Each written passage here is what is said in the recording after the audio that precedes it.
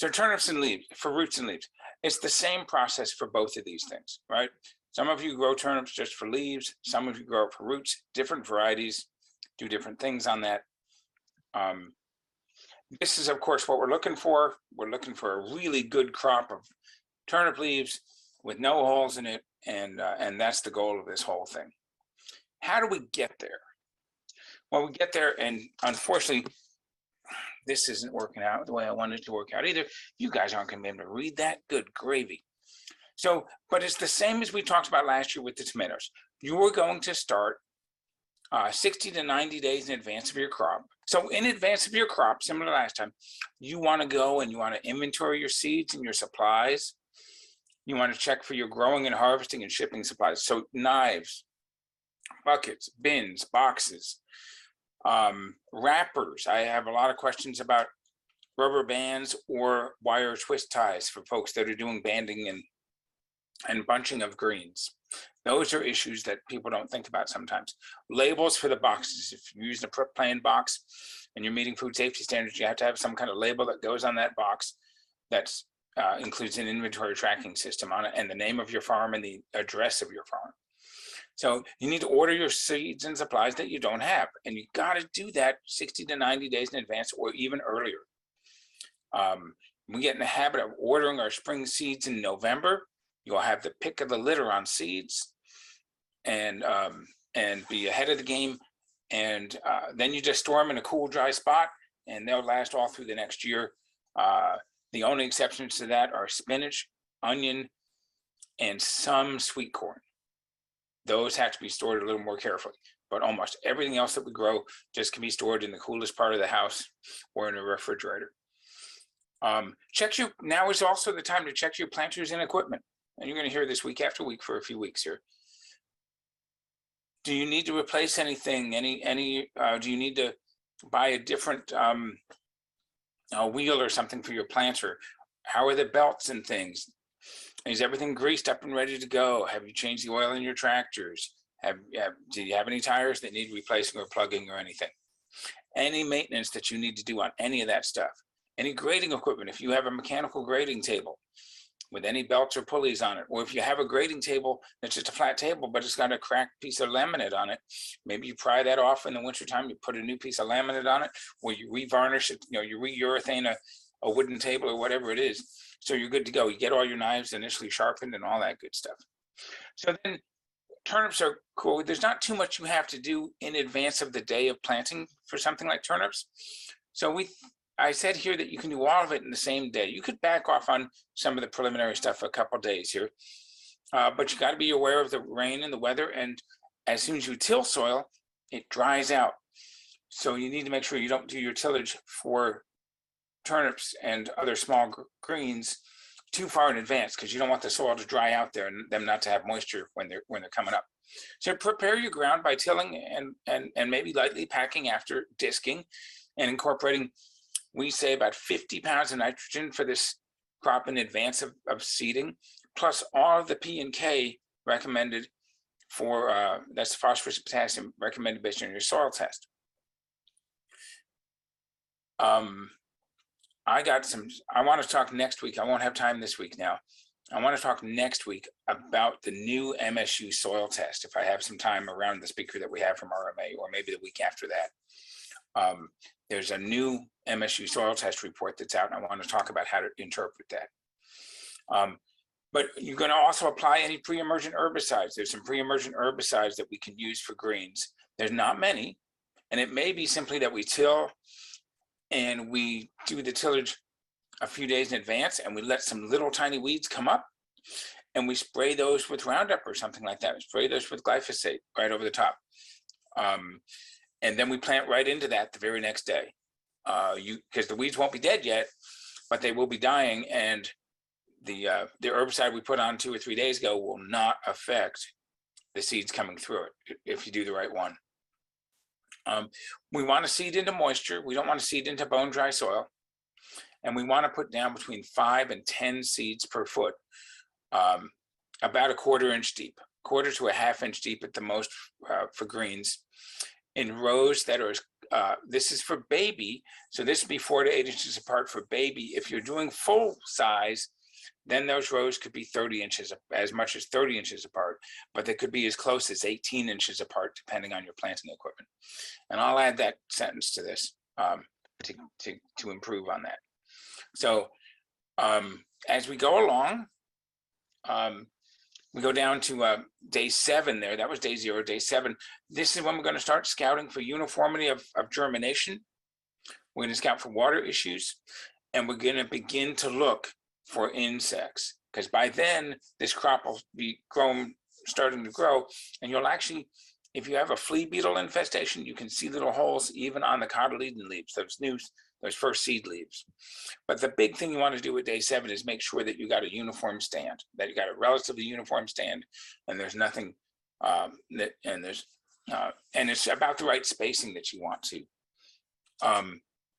And you can hoe around the rows if necessary.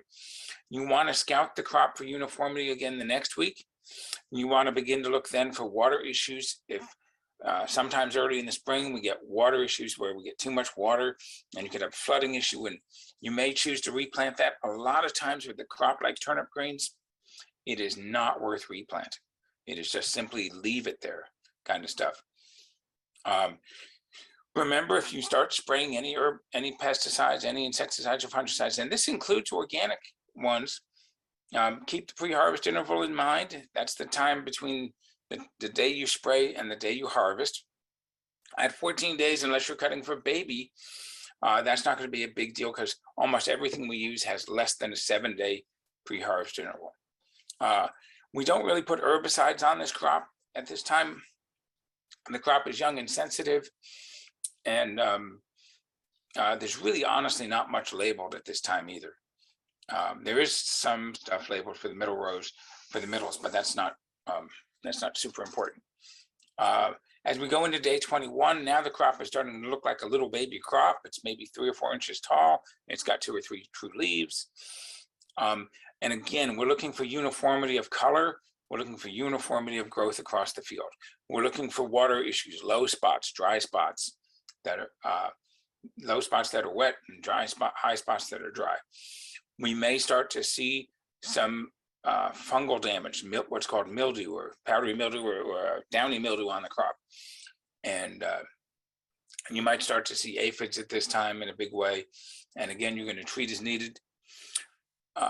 I can talk to you about not having to, you don't have to treat the whole field necessarily. If you have aphids in one corner, you may or may not choose to spray the whole field and save yourself money. Again, we might send a hoeing crew through. We might send a hoeing crew through this crop twice during its production period. More than that, and the economics may not work out as well. For a full-size crop, we're going to go and do what's called a side dressing on about day 28, about 4 weeks into the crop. Crop is maybe 4 inches high at this point, 5 inches high. And we're going to add another 30 pounds of nitrogen. We don't have to add any phosphorus. We don't have to add any potassium. 30 pounds of nitrogen. And that we could do as 90 pounds of 3300 or 10 gallons of 2800 liquid. We don't want to get that crop right down in the middle. We don't want to get that fertilizer right down in the middle of the plant, because we can burn it. We want to put it off to the side a couple of inches if we can, or between the rows if the rows are close together. By day 35, now the crop is really, really growing. It's actually getting close to maturity. We're going to keep looking weekly for uniformity and water issues. We start to see serious issues possibly with flea beetles after day 28 in this 35-day range. And I'm going to show you flea beetle damage in a minute here. We're going to treat as necessary. I've got recommendations. The book I talked about, the crop guide, the Southeast Vegetable Production Handbook, has recommendations. By day 42, some of you might be harvesting your turnip greens already. Your first cutting of turnip greens might happen as early as day 42. If you have mustard greens, then it's going to be very similar to this day. For your cutting, for your harvest, I don't have details on the harvest here. If you guys want to ask me about how I recommend we harvest turnips, we can. If you want to share how you harvest turnips and some of the there's a few little secrets that some growers have, how to get the bunch to look nice and all that stuff. We can do that at the end of this presentation, and that would be a nice sharing moment for us all, actually. If you are going to make a second cutting, and turnips you can do this on sometimes, then you need to, after this first harvest, you're going to add another 30 pounds of nitrogen to the field. Again, no more phosphorus, no more potassium. And you're going to add another 30 pounds, just like the last one, and do that. So if you're continuing, then in those intervening weeks, on day 49, which is week 7, and day 56, which is week 8, you're going to continue your scouting and spraying program if you need it. By day 70, you're probably near your final harvest. And if you're harvesting for roots, it's going to occur sometime in this time, anywhere between day 42 and day 70, depending on how warm it is, how big a root you want, all of that stuff. And root harvest is different because you have to pull the plants up in certain bunches, and you still have to get the yellow leaves off and things like that. But the tying is a little different on that too. And then if you're separating the roots from the leaves, that's a whole nother process. That's actually a value-added process and a processing step, and we would all want to talk about that. This is the last row. That's 63 to 70 day deal. That's the last row in this guide, and that says we're going to finish all our harvest, and that could go to day 77 sometimes. It's not going to go much beyond that because crop quality goes down and your roots are going to get too big. You want to make sure you get any extra hard physical items out of the field. If you've had any metal stakes or wooden stakes in there marking rows, if you have any irrigation supplies out there, all of that stuff has to be taken up and gotten out of the field. Then you want to make sure that you give your crop a good mowing with a flail mower or just a bush hog type mower. You want to till under all of that residue. You want to stir the old crop into the soil to bury any disease so that it doesn't stay on top of the soil, and so that your soil is fast ready for your next crop. So that's that. Look at that. That's flea beetle damage. You guys have all seen that, I bet. You guys have all seen that. Isn't that awful? That makes the crop unmarketable. But we can prevent that with this weekly scouting. We can prevent that with some of the record keeping that we're doing. And we can begin to recognize that, if we don't recognize that right off the bat, with some of this record keeping. If we have a record of this from the previous year and we forget what's going on the next year, and we go back and we say, oh yeah, I called Rock and he said that was those were flea beetle holes, and he said that I should put on some Baythroid at 2 pints per acre, and I should do it twice. Then I know I have that record. And then it starts to become part of my standard operating procedure for the year. And it also allows me to go and look at something else like this and say, are those flea beetles? No, those are aphids. And aphids are different. Aphids are found on the bottom of the leaf. And so when you're scouting, and we're going to have a scouting class in the field this spring, for those of you that may need a refresher on scouting on how to do that, but these aphids are found on the bottom of the leaf. And they actually have a needle-like mouth, and they'll poke into the leaf and suck the juice out. That's how they eat. Whereas the flea beetle is eating small physical holes all the way through the leaf. The aphid is penetrating the bottom of the leaf and just sucking the juice out of the cells. So it's a completely different thing. Still going to damage your crop. Still, if you have more than just a few of these, you're not going to be able to sell the crop. So it's really important that we scout. It's really important that we start recognizing these things. And it's really important that we keep records of the different things that we're seeing and how they behave differently. Now, here's one last insect here that kind of falls between these two. This is yellow margined leaf beetle.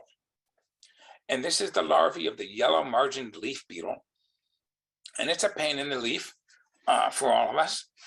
And this one, if you notice, it's eating small irregular holes in the leaf, but it's also feeding from the underside of the leaf. So the flea beetle we might see once, the flea beetle actually gets its name because when you disturb it, it hops like a flea, it jumps like a flea. So, but in this one, unless you turn the leaf over, you're not going to see this insect. But now you have the aphid on the previous slide. You have this here. And now, since we've written this down and we've reported some of this stuff through the system and we have records, now we have probably a history of, well, that's not aphids because they were green and we sprayed them with Bravado, but this one here is going to take that Baythroid again or something that the flea beetles need. And you'll also see, look at the different sizes on that one. I think this is an interesting slide. And I've got the credits for all of these pictures I'll be posting sometime so I don't steal, because none of these photos are mine. I'm gathering my own, but these are not mine. So I got to make sure we get the credits up here for this. But look at all the different sizes. That means that there were 2 or 3 different times when eggs were laid on that leaf, which goes to the thing where with these insect problems, we want to make sure we spray, in most cases, you want to make sure you spray at least twice at about a 7 to 10 day interval. Because the first time you spray, you're going to kill the small insects that are alive. And the second time you spray, you're going to kill the eggs that have hatched since the last spray. Because that first spray doesn't penetrate the eggs. The eggs have a hard casing on them in most cases. So you kind of get the feel for why we're asking you all to keep these records, I hope. And I'm going to do more of this as we go along. I'll show you some stuff. I've got some slides of several different kinds of wilted leaves and stuff. And some relate to drought, and some relate to excess water, and some relate to root damage, things like that. So but if I can stress the record keeping this week, that's really valuable. And again, what's the goal? The goal is these beautiful greens right here.